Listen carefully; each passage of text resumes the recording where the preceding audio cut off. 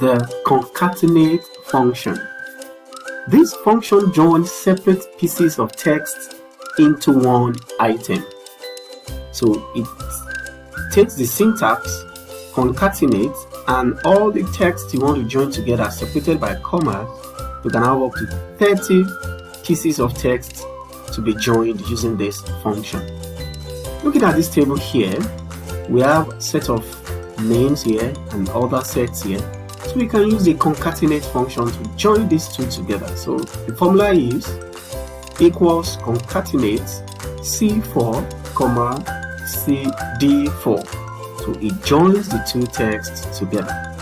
So same thing for Bob and William. So we have the results to be Bob Williams. Carol David, we have Carol David. But if you want to have space between the two names, so what you do is put in a concatenate bracket C7, the first text, comma, then put quotation mark, space, another quotation mark. That means you want a space between the two names. And you put your comma and the second name. So if you click enter, you have this value. So if you want a comma to be between the names, or you want this before that, all you just need to do is select your first name. In this case, I want Williams to come first, then with a comma, then in the quotation mark, I put my comma and space, so that I will have comma and space before the next name, which is Bob. So whichever way you want to combine your texts, you can always use the concatenate function to achieve whatever you want to achieve.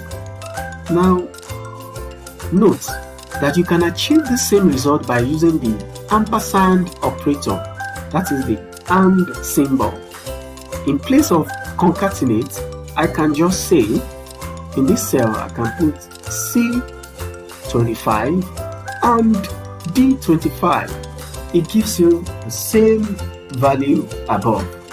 And if I want space, I will say C28 and space, that is quotation, space, quotation, and the other text I want to join. So ampersand does the same function as concatenate does. And it's all about joining texts together. Thank you for your time in this function. See you in the next one.